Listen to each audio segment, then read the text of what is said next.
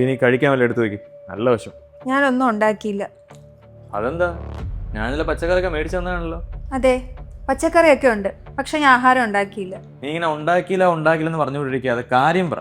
എന്താ ആഹാരം ഉണ്ടാക്കത്ത്? എനിക്ക് അടുക്കളയിൽ കയറാൻ തോന്നിയില്ല. ജോലി കഴിഞ്ഞ് ഞാനിപ്പോ വന്നതേ ഉള്ളൂ. ജോലിക്ക് നീ എന്ന് പോകുന്നില്ലേ? പിന്നെ ഇന്ന് മാത്രം എന്ത് പറ്റി? സുഖമില്ല. സുഖമില്ലെങ്കിൽ ഇപ്പൊ എന്താ? ആഹാരം ഉണ്ടാക്കി എത്ര നേരം വേണം? ഇനി ആഹാരം ഉണ്ടാക്കിയിട്ട് നിനക്ക് വിശ്രമിക്കാമല്ലോ. ഇത് എനിക്ക് വയറ് കത്തുന്നു. അമ്മയ്ക്ക് ഇൻസുലിൻ ഉള്ളതാണ്. പുറത്തുനിന്നൊന്നും വിശ്വസിച്ച് വാങ്ങാൻ പറ്റൂല. നീ പോയി എന്തെങ്കിലും ഉണ്ടാക്ക്. ടേസ്റ്റ് ഇത്തിരി കുറഞ്ഞാലും കുഴപ്പമില്ല. പോ. നിങ്ങളോടല്ലേ ഞാൻ പറഞ്ഞത് എനിക്ക് സുഖമില്ലെന്ന്? സുഖമില്ലാത്ത ഞാൻ അടുക്കളയിൽ കയറി നിങ്ങളെ വീട്ടുകാരെ ഊട്ടാൻ ഞാൻ ഇവിടുത്തെ വേലക്കാരി വല്ലതും ആണോ?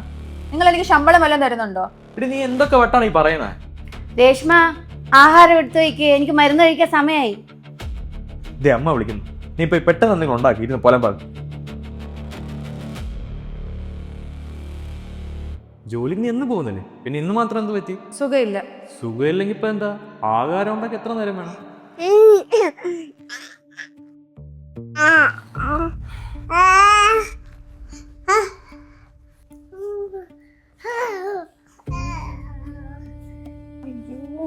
ഞാൻ ഇപ്പൊ ഉറക്കി കിടത്തേതല്ലേ ഉള്ളൂ.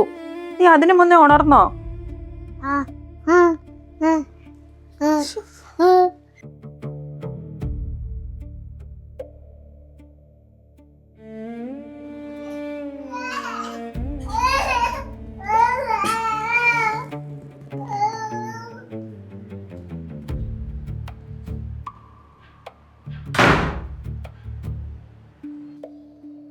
കണ്ടോടാ അവളുടെ പോക്ക്. ഇതെന്താടാ, കഞ്ഞിയോ? എനിക്ക് കഞ്ഞി കുടിക്കാൻ പറ്റത്തില്ല, ഷുഗർ കയറും. അമ്മ ഇന്നൊന്ന് അഡ്ജസ്റ്റ് ചെയ്യും. അവൾ ആകെ ദേഷ്യപ്പെട്ട് നടക്കുകയാണ്.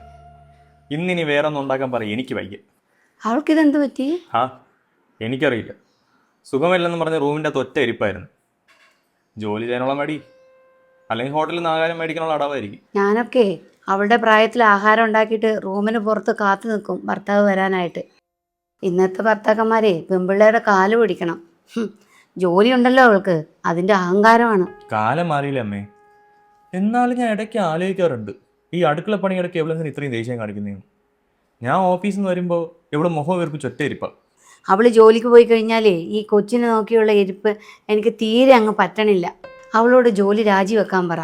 കൊച്ചു ഓടിത്തുടങ്ങിയാൽ അവൻ്റെ പുറകെ ഓടാനുള്ള ആവത് എനിക്കില്ല. എൻ്റെ അമ്മ വീടിൻ്റെ EMI അതല്ലേ അവൾ പ്രസവം കഴിഞ്ഞ് പറഞ്ഞാൽ മെറ്റേണിറ്റി ലീവ് ക്യാൻസൽ ചെയ്ത് ജോലിക്ക് ഉടനെ കയറിയത്. അവൾക്കും ഇല്ലേ ഒരമ്മ? ഇടയ്ക്ക് അവിടെ ആക്കിയിട്ട് പോകാലോ. അമ്മ ഞാൻ അവളോട് പറയാം.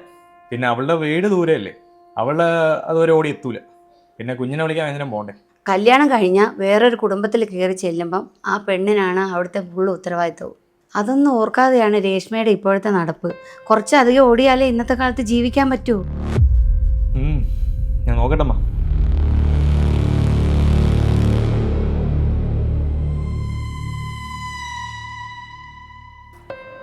രേഷ്മ, ചായ താടി.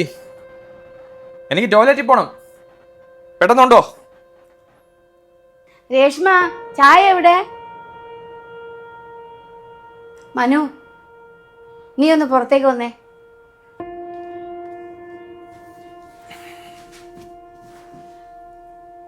എന്തമ്മാ? എന്തൊരു പെണ്ണിടാ അവള്. അവളുണ്ട്, അവളുടെ ഒരു ജോലിയുണ്ട്. ആദ്യമൊക്കെ ഞാൻ കരുതി വന്നതല്ലേ ഉള്ളൂ, പോകെ പോകെ ശരിയാകുന്നു. അവൾക്ക് അവളുടെ കാര്യം മാത്രമേ ഉള്ളൂ.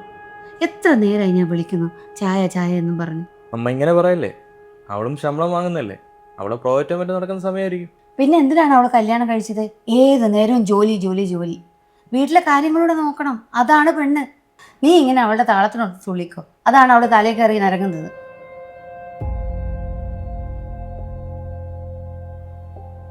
അവളെന്താ ഈ സ്കെച്ചൊക്കെ വെച്ച് വരയ്ക്കുന്നത്?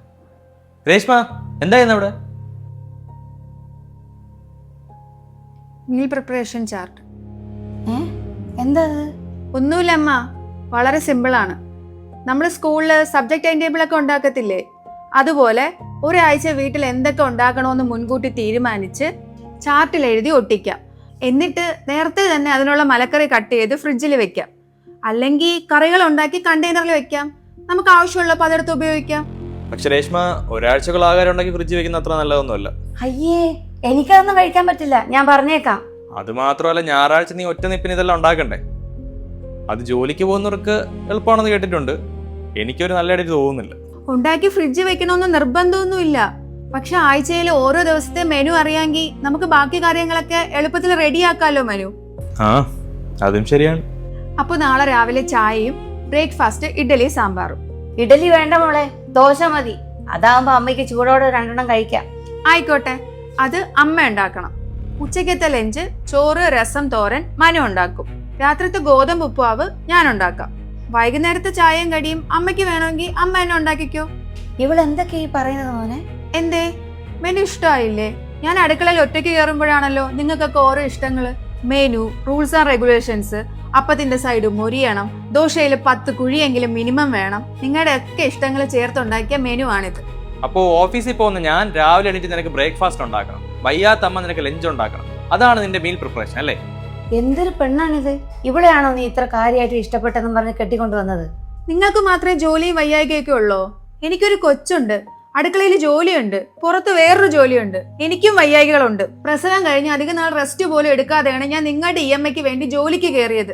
ജോലിക്ക് പോകുന്ന എല്ലാ വീട്ടിലെയും ഭാര്യമാര് ചെയ്യുന്ന പണിയായത്. ഭർത്താവിന്റെ കാര്യം നോക്കുന്നതും കുട്ടിക്ക് ആഹാരം കൊടുക്കുന്നതും വയസ്സായവരെ നോക്കുന്നതും ഇതൊക്കെ ഒരു പെണ്ണിന്റെ കടമയാണ്. ഇത് ഇത്ര വലിയ മഹിമയായിട്ടൊന്നും വിളിച്ച് പറയണ്ട. അത് പറഞ്ഞാ പോരാ, ഈ ലിസ്റ്റിലെ റൊട്ടേഷൻ പോലെ അവരവരുടെ ആഹാരം ഉണ്ടാക്കിയില്ലെങ്കിലാണ് പട്ടിണിയാവുന്നത്. പൈസ ഉള്ളവർ ആഹാരം വാങ്ങി കഴിക്കണം. നിങ്ങൾ ആഹാരം ഉണ്ടാക്കിയില്ലെങ്കിലേ ഞാൻ പുറത്തുനിന്ന് വാങ്ങി കഴിക്കും. പിന്നെ EMI പൈസ കുറഞ്ഞെന്ന് പറഞ്ഞ് മനു എന്നോട് സംസാരിക്കാൻ വരരുത്. ഹോ, ഇതൊരു വലിയ ശല്യമായല്ലോ. നീ രണ്ടും കൽപ്പിച്ചാണോ? അതെ.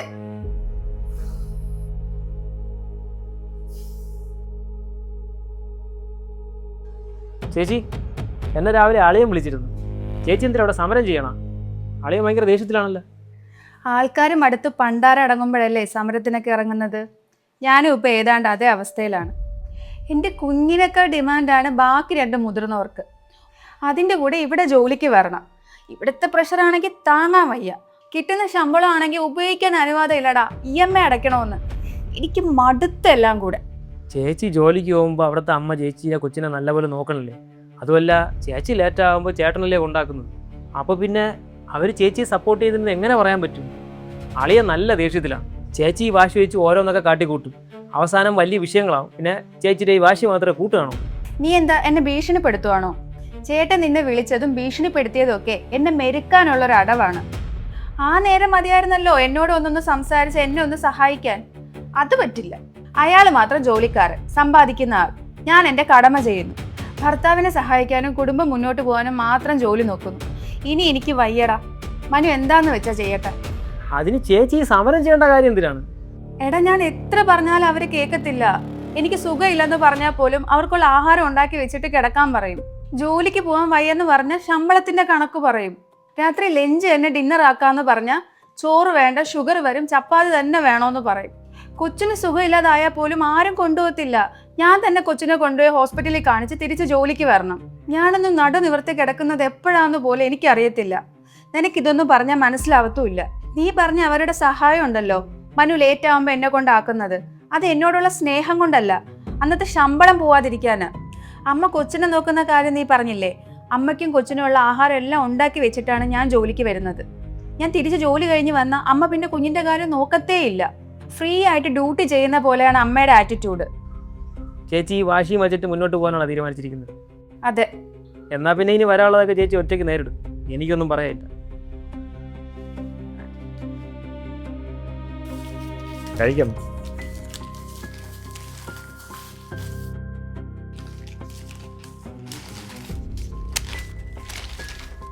ഇവിടെ പലരും വാശി കാണിച്ച് അടുക്കള പൂട്ടാൻ നോക്കി. എന്നിട്ട് എന്തുണ്ടായി? നമ്മളോടാ വാശി കാണിക്കുന്നത്. കഴിക്കുമോ? പോട്ടമ്മ, സ്വന്തം കടമ ചെയ്യാൻ മടിക്കുന്ന എത്രയും സ്ത്രീകളുണ്ട് ഇക്കാലത്ത്. അവസാനം എന്താവും? അവരും അടുത്ത് നമ്മളെ വഴിക്ക് വരത്തന്നെ ചെയ്യും. നീ കഴിക്കുമോനെ? അവളുടെ ഒരു ടൈം ടേബിള്. അമ്മ, ഞാൻ രണ്ടും കൽപ്പിച്ച് അവളോട് വഴക്കിന് പോവാണ്. ഒരാഴ്ച ഹോട്ടൽ ഭക്ഷണം കഴിച്ച് എനിക്ക് മടുത്തു. അവളുടെ വീട്ടുകാരെ വിട്ട് ഞാൻ പറയിപ്പിച്ചു, എന്നിട്ട് രക്ഷയില്ല. രേഷ്മ, എന്റെ ലഞ്ച് എവിടെ? ഇന്ന് ബ്രേക്ക്ഫാസ്റ്റ് ഉണ്ടാക്കേണ്ടത് മനു അല്ലായിരുന്നോ? എന്താ ഉണ്ടാക്കിയില്ലേ? അതെ, ഭാര്യയ്ക്കും അമ്മയ്ക്കും കൊച്ചിനും ലഞ്ച് ഉണ്ടാക്കണ എന്റെ ജോലിയല്ല. എന്റെ ജോലിയാണോ? കുടുംബം നോക്കേണ്ടത് ഭാര്യമാരാണ്. അതാരാണ് അങ്ങനെ പറഞ്ഞത്? ഇഷ്ടമുള്ളവര് വീട്ടിലെ കാര്യങ്ങൾ നോക്കുന്നു. ആരുടെ സഹായം അവർക്ക് ആവശ്യമില്ല. പക്ഷെ നിങ്ങൾ എന്നോട് കാണിക്കുന്നത് ഇതൊക്കെ എൻ്റെ ഡ്യൂട്ടി മാത്രമായിട്ടാണ്. എല്ലാം കൂടെ എന്നെ കൊണ്ട് പറ്റത്തില്ല. എന്തൊരു കഷ്ടമാണിത്. ഒരാഴ്ച ഹോട്ടലിൽ ആഹാരം കഴിച്ച് മനുഷ്യന്റെ വയറ് കേടായി. അമ്മയ്ക്ക് വയ്യാതിരിക്കുന്നു. നീ ആരോടെ ഈ വാശി കാണിക്കുന്നേ? ദേ, മര്യാദയ്ക്കാണെങ്കിൽ ഞാനും മര്യാദയ്ക്കാണ്. എന്നെ സഹായിക്കാൻ മനസ്സുകൊണ്ട് നിങ്ങൾ തയ്യാറാണെങ്കിൽ ഞാൻ ഈ സമരം അവസാനിപ്പിക്കാം. നിനക്ക് എന്താ ഞാൻ ചെയ്തു തരേണ്ടേ? ഞാൻ ലിസ്റ്റ് ഒന്നും ഇടുന്നില്ല. മനസ്സറിഞ്ഞ് ചെയ്യണം. ആഹാരം ഉണ്ടാക്കുമ്പോൾ ചിലപ്പോൾ കൊച്ചു കരയും, അവിടെ ഓടി എത്തുമ്പോൾ ചപ്പാത്തി കരിയും. ഉമ്മറത്തിരുന്ന് അമ്മ കരിച്ചെന്ന് പറഞ്ഞ് ഒച്ചയിടും. ഇതൊന്നും ഇവിടെ പറ്റില്ല. ഈ ചെറിയ കാര്യങ്ങൾക്കാണോ ഇവളുടെ വാശി? വാശിയല്ല അമ്മ, എന്റെ അവസ്ഥ മനസ്സിലാക്കാതെ മനസ്സലിവില്ലാതെ എന്നെ ഇരുന്ന് വഴക്കു പറയുന്നവർ ഒന്ന് ഒരുമിച്ചിരുന്ന് ചിന്തിക്കാനുള്ള എന്റെ സമരമാണിത്. ശരി ശരി, സമ്മതിച്ചു. നമുക്കൊരു ധാരണയും മുന്നോട്ട് പോവാം. എന്നാ സമരവും തീർന്നു. പിന്നെ എനിക്ക് ഓഫീസിൽ പോകാൻ ലേറ്റായി.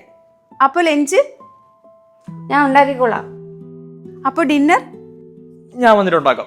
ശരി, എന്നാ ഞാൻ ഇറങ്ങുന്നു.